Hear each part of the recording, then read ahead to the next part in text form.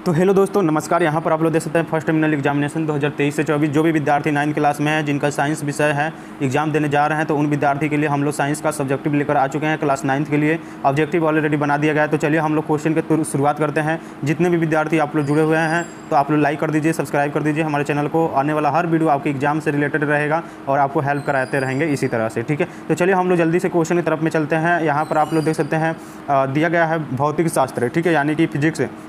यहाँ पर लघु उत्तरीय दिया गया है, 1 से 8 तक लघु उत्तरीय प्रश्न दिया गया है, जिसमें से आपको 4 प्रश्नों का उत्तर दे देना है। तो चलिए हम देखते हैं कौन कौन से प्रश्न यहाँ पर दिया गया है। तो दिया गया है पहला नंबर क्वेश्चन की चाल एवं वेग में अंतर स्पष्ट कर देना है। तो चाल और वेग में अंतर स्पष्ट कर देना है। उसके बाद में 2 नंबर प्रश्न दिया गया है कि एक वस्तु 16 मीटर की दूरी पर 4 सेकंड में तय करती है, तब अगले 16 मिनट में की गई 2 सेकंड में तय करती है, तो वस्तु और चाल क्या होगी। ये 2 नंबर क्वेश्चन है। उसके बाद में न्यूटन के प्रथम नियम गति नियम को लिख देना है। देखिए सभी को हम यहाँ पे आंसर दे दिए हैं, ठीक है। आप लोग पीडीएफ दे देने के बाद भी पूछते हैं कि सर आंसर कहाँ दिए हैं, तो यहाँ पर आप लोग का आंसर नहीं दिख रहा है। सभी किसी का आंसर यहाँ पर सब जितना प्रश्न आपको बनाना है उसका आंसर यहाँ पर आपको दिख जाएगा, ठीक है। चलिए हम जल्दी से और सारा क्वेश्चन पढ़ लेते हैं। 3 नंबर प्रश्न दिया गया है कि न्यूटन के प्रथम गति नियम को लिख देना है, ठीक है। न्यूटन के प्रथम गति नियम को आप लोग को यहाँ पर लिख देना है। उसके बाद में बल की परिभाषा दे देना है, ठीक है। 4 को प्रश्न बनाना है तो आप लोग को बना लीजिएगा, ठीक है। उसके बाद में दीर्घोत्तरीय प्रश्न यहाँ पर दे दिया गया है फिजिक्स का ही, ठीक है। तो यहाँ पर आप लोगों को 9 से 10 में किन्हीं एक प्रश्नों का उत्तर दे देना है। आपको 6 नंबर मिलेगा यहाँ पर, ठीक है। कोनो एक का आंसर आप लोग यहाँ पर दे सकते हैं, ठीक है। तो चलिए हम नेक्स्ट में चलते हैं। यहाँ पर रसायन शास्त्र यानी केमिस्ट्री से लघु उत्तरीय प्रश्न दिया गया है। यहाँ पे भी 11 से 18 तक यानी 8 प्रश्न दिया गया है, जिसमें से आपको 4 प्रश्न का उत्तर देना होगा, ठीक है। तो देखिए यहाँ पर उदाहरण के साथ यहाँ पर पदार्थ की परिभाषा लिख देना है, 11 नंबर है। उसके बाद में गैसों के विशिष्ट गुणों का उल्लेख करें। उसके बाद में ऊर्ध्वपातन से आप क्या समझते हैं, उसके नीचे देखते हैं दिया गया है कि 14 नंबर में उबलते हुए तेल अथवा भाप में जलने की तीव्रता किसमें अधिक महसूस होती है। उसके बाद में यहाँ पर क्वेश्चन दिया गया है निम्नलिखित तापों पर जल की भौतिक अवस्था क्या है, ये लिख देना है, ठीक है। तो ज़्यादा क्वेश्चन पढ़ने की जरूरत नहीं है, हम सभी किसी का आंसर दे दिए हैं। उसके बाद में देखिए दीर्घोत्तरीय प्रश्न यहाँ पर दिया गया है 1920 में दीर्घोत्तरीय दिया गया है केमिस्ट्री का। इसमें से भी एक प्रश्न उत्तर देना है। यहाँ पर 5 नंबर मिलेगा आपको। ठोस द्रव और गैस में अंतर स्पष्ट कर देना है और निलंबन क्या है, निलंबन के गुणधर्मों को लिख देना है, ठीक है। उसके बाद में देखिए जीव विज्ञान यहाँ पर बायोलॉजी से लघु उत्तरीय प्रश्न दिया गया है। इसमें भी 21 से 28 तक लघु उत्तरीय प्रश्न दिया गया है, जिसमें से 4 का उत्तर आपको दे देना है, ठीक है।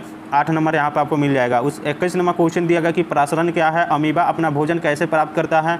और उसके बाद में है प्रोकैरियोट कोशिका एवं यूरोक्रोटी कोशिका में क्या अंतर है, ठीक है। उसके बाद में यदि गलजी उपकरण ना हो तो कोशिका के जीवन में क्या होगा। उसके बाद में देखिए कोशिका के किस भाग को बिजली घर कहते हैं और क्यों। उसके बाद में डीएनए में एटीपी का पूर्ण फुल फॉर्म लिख देना है, ठीक है। तो जो मन करेगा वो आप लोग बना लीजिएगा। उसके बाद में जीव विज्ञान का यहाँ पर देख सकते हैं आप लोग दीर्घोत्तरीय प्रश्न दिया गया है। 29 से 30 में ए बना देना है, 5 नंबर आपको मिल जाएगा, ठीक है। देखिए 29 में दिया गया कि जंतु कोशिका एवं उच्च निम्नलिखित चित्र बनाए, वर्णन की आवश्यकता नहीं है, ठीक है। उसके बाद देखिए जंतु कोशिका एवं पादप कोशिका में अंतर लिख देना है, आपको 5 नंबर मिल जाएगा, ठीक है। कोनो एक बना दीजिएगा। उसके बाद में देखिए यहाँ पर सभी किसी का आंसर यहाँ पर दे दिया गया है। यहाँ पर आप लोग देखिए खंडभाग गैर वास्तविक प्रश्न यहाँ पर आ चुका है। क्वेश्चन का जो है आंसर वो मैं आपको बता देता हूँ। सबसे पहले हम लोग देखते हैं भौतिक शास्त्र यानी कि फिजिक्स से लघु उत्तरीय प्रश्न। यहाँ पर आप लोग देख रहे हैं गुरु मॉनिटर स्टडी पॉइंट, इसको जल्दी से आप लोग को सब्सक्राइब कर लेना है और बेल वाले आइकन को दबाकर प्रेस कर सकते हैं आप लोग, ठीक है। तो यहाँ पर आप लोग देखिए 3 नंबर प्रश्न दिया गया है, ठीक है। 3 नंबर प्रश्न यहाँ पर हम शुरुआत करते हैं। दिया गया 3 नंबर प्रश्न क्या है, तो यहाँ पर चलिए हम बताते हैं आपको। दिया गया प्रश्न की न्यूटन के प्रथम गति नियम को लिख देना है, ठीक है। जो मन करेगा वो बनाइएगा, हमको जो मन किया है वो हम बना दिए हैं, ठीक है।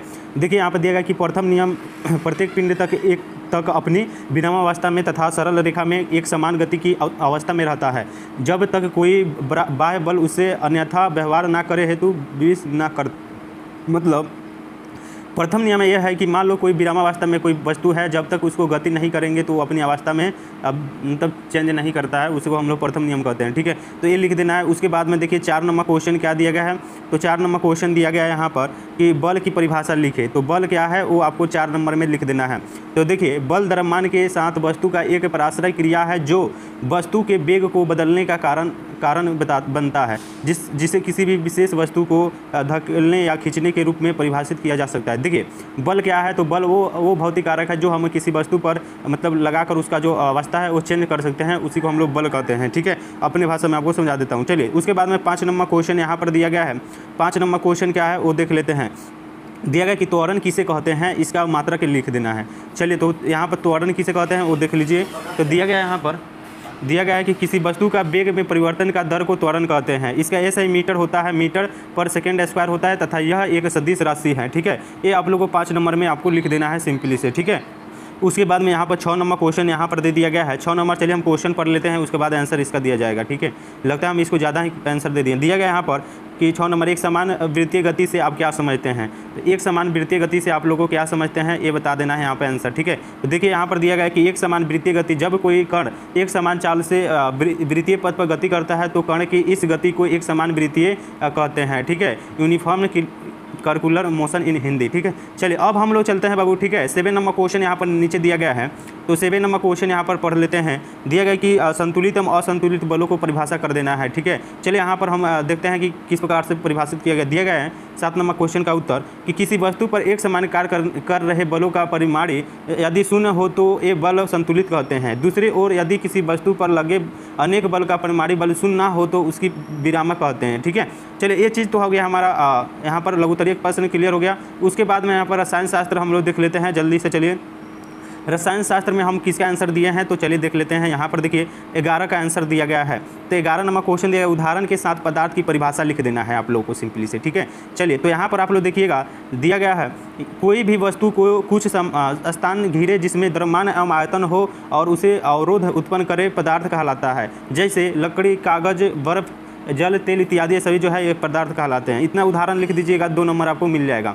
उसके बाद में यहाँ पर 12 नंबर क्वेश्चन देखते हैं कि 12 नंबर क्वेश्चन जो है आपसे क्या पूछा जा रहा है। तो 12 नंबर क्वेश्चन दिया गया गैस के विशिष्ट गुणों का उल्लेख करें। तो गैस के विशिष्ट उल्लेख कर देना है। 12 नंबर देखते हैं। चलिए यहाँ पर उत्तर दिया गया है कि 1 नंबर पॉइंट में कि आकृति और आयतन, गैस की ना तो कोई निश्चित आकृति है और ना ही आयतन है। ठीक है, और घनत्व का देखिए, घनत्व ठोस एवं द्रवों की तुलना में गैस के घनत्व निम्न होते हैं और द्रव्यमान और क्वथनांक गैस के द्वरणांक होते हैं। ठीक है, तो ये आपका 12 का आंसर हो गया। अब 13 का आंसर यहाँ पर आप लोग देख सकते हैं नीचे। क्वेश्चन दिया गया 13 नंबर की ऊर्ध्वपातन से आप क्या समझते हैं। चलिए हम देख लेते हैं कि क्या समझते हैं। तो दिया गया ऊर्ध्वपातन एक भौतिक रासायनिक अभिक्रिया है जिसमें कोई पदार्थ अपनी ठोस अवस्था से सीधे गैस में परिवर्तित हो जाता है। इस पूरी प्रक्रिया के दौरान पदार्थ की अवस्था किसी मध्यवर्ती द्रव अवस्था में परिवर्तित नहीं होती है। ये हो गया 13 का आंसर। ठीक है बाबू, तो ये चीज़ आप लोग देख लीजिए। उसके बाद में 14 नंबर क्वेश्चन का आंसर देख लेते हैं।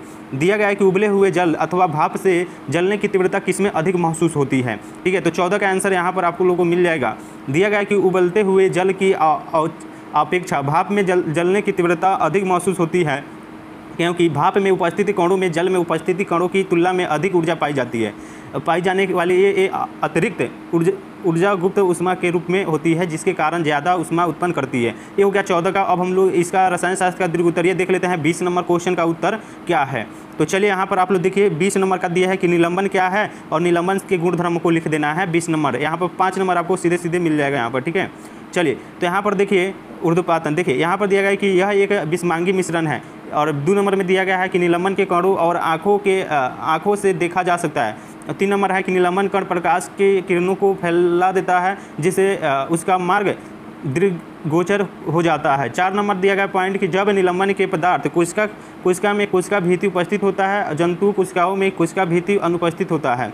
पदार्थ पादप कोशिका में हरित पाया जाता है और जंतु कोशिका हरित नहीं पाया जाता है। मतलब ये हो गया 20 का दीर्घ उत्तरीय प्रश्न। उसके बाद में हम लोग जीव विज्ञान का लघु उत्तरीय देख लेते हैं। ठीक है, चलिए जीव विज्ञान का लघु उत्तरीय में किसका आंसर दिया है हम थोड़ा देख लेते हैं। ठीक है, यहाँ पर देखिए 21 नंबर और 22 नंबर देख लेते हैं क्वेश्चन क्या है।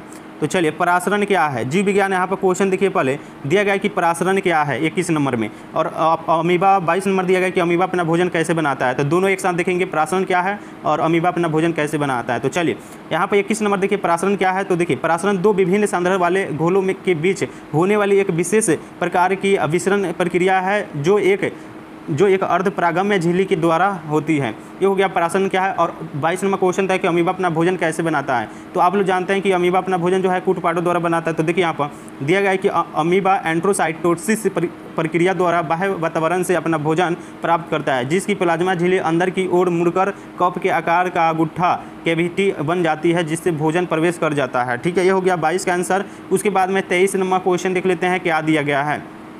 ठीक है, चलिए 23 नंबर क्वेश्चन दिया गया है कि प्रोकैरियोट कोशिका एवं यूरोकैरियोटिक कोशिका में क्या अंतर है। चलिए हम देखते हैं यहाँ पर देखिए 23 नंबर क्वेश्चन दिया गया है कि प्रोकैरियोटिक कोशिका में केंद्र काला नहीं पाया जाता है, जबकि यूरोकैरियोटिक की कोशिका में केंद्र काला पाया जाता है। पैरियोटिक कोशिकाओं में लवक यानी कि रेपर माइटोकांड्रिया एवं न्यूक्लियस नहीं होता है, जबकि यूरोकैरियोटिक कोशिका में कवक माइटोकांड्रिया और न्यूक्लियस उपस्थित होता है। ये हो गया 23 का आंसर। उसके बाद में 24 नंबर क्वेश्चन देख लेते हैं। 24 नंबर क्वेश्चन देखिए, दिया गया है यदि गल्जी उपकरण ना हो तो कोशिका के जीवन में क्या होगा। चलिए देखिए इसका उत्तर। देखिए यहाँ पर दिया गया है यदि गल्जी उपकरण कोशिका में ना हो तो श्रवण कार्य संश्लेषित पदार्थ के पैकेज बनकर अंदर एवं बाहर स्थानांतरण तथा लाइसोसोम्स बनने का कार्य नहीं होगी। ठीक है, ये हो गया। उसके बाद में दीर्घ उत्तरीय प्रश्न ये बनाना था तो हमने 30 का आंसर यहाँ पर दे दिया है। ठीक है, तो 30 नंबर क्वेश्चन देख लेते हैं क्या दिया गया है। तो दिया गया है कि जंतु कोशिका और पादप कोशिका में अंतर स्पष्ट कर देना है। ठीक है, तो चलिए यहाँ पर उत्तर देखिए। दिया गया है यहाँ पर पादप और जंतु कोशिका के 3 अंतर यहाँ पर हमने लिया गया है। ठीक है, देखिए दिया गया पादप कोशिका और कोशिका भित्ति उपस्थित होती है, जंतु कोशिका में कोशिका भित्ति अनुपस्थित होती है। पादप कोशिका में हरित पाया जाता है और जंतु कोशिका में हरित नहीं पाया जाता है। पेड़ पौधों में पाई जाने वाली कोशिका को पादप कोशिका कहा जाता है, जो कि जंतु कोशिका में से अलग होती है। अगर विभिन्नता की बात की जाए तो जंतु कोशिका के बाहरी आवरण अर्थात भाग को प्लाज्मा झिल्ली कहते हैं, जबकि पादप कोशिका के बाहरी आवरण को कोशिका भित्ति कहा जाता है, जो सेलुलोज की बनी होती है। ठीक है, ये जो है बाबू ये है दीर्घ उत्तरीय प्रश्न। तो आपको मैं बता दिया आप लोगों को। ठीक है, ऑब्जेक्टिव और सब्जेक्टिव दोनों बता दिया साइंस से। तो आप लोगों को क्या करना है, तो जल्दी से चैनल को सब्सक्राइब कर लीजिए। और इसका PDF कैसे आप लोग डाउनलोड करेंगे तो आप लोगों को सीधे दिया गया है डिस्क्रिप्शन में टेलीग्राम का लिंक तो और व्हाट्सएप ग्रुप का लिंक, तो वहाँ पर ज्वाइन कर लीजिएगा। जितने भी लड़की होंगे तो वो टेलीग्राम ग्रुप को ज्वाइन कर लेंगे, क्योंकि टेलीग्राम ग्रुप पे सेव होता है, उसमें नंबर किसी को नहीं दिख पाता है, लेकिन व्हाट्सएप ग्रुप में दिख जाता है। तो वहाँ पर आप लोगों को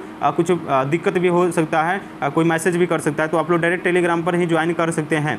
ठीक है, तो दोनों का लिंक मैं डिस्क्रिप्शन में दे दूंगा, जहाँ मन करेगा वहाँ आप लोग जुड़ सकते हैं। या फिर मेरा व्हाट्सएप नंबर ले लीजिए 6207032720, जहाँ पर आपको जुड़ना है वहाँ पर बोलिएगा सर इसका हमको लिंक चाहिए टेलीग्राम का या फिर व्हाट्सएप ग्रुप का, तो वहाँ पर आपको लिंक दे दिया जाएगा, तो आप लोग वहाँ से ज्वाइन अवश्य कर लीजिएगा। ठीक है, तो चलिए हम मिलते हैं नेक्स्ट वीडियो में। इस वीडियो के लिए आप लोगों को लाइक करना है, शेयर करना है और क्या करना है तो कमेंट कर देना है ये कि आप कहाँ से हैं, कहाँ से वीडियो आप लोग देख रहे हैं। ठीक है, और आप लोग कितने देर में क्वेश्चन को सोल्यूशन मतलब एग्जाम में जाकर बना देते हैं। हमको नहीं लगता है कि 40 से 45 मिनट के से ज़्यादा आपको टाइम लगता होगा, क्योंकि सभी क्वेश्चन बता रहे हैं ऑब्जेक्टिव सब्जेक्टिव दोनों, तो ज़्यादा टाइम तो नहीं लगता होगा। ठीक है, चलिए फिर मिलते हैं हम नेक्स्ट वीडियो में। तब तक के लिए अपना ख्याल रखिएगा। जय हिंद दोस्तों, टेक केयर। चलिए।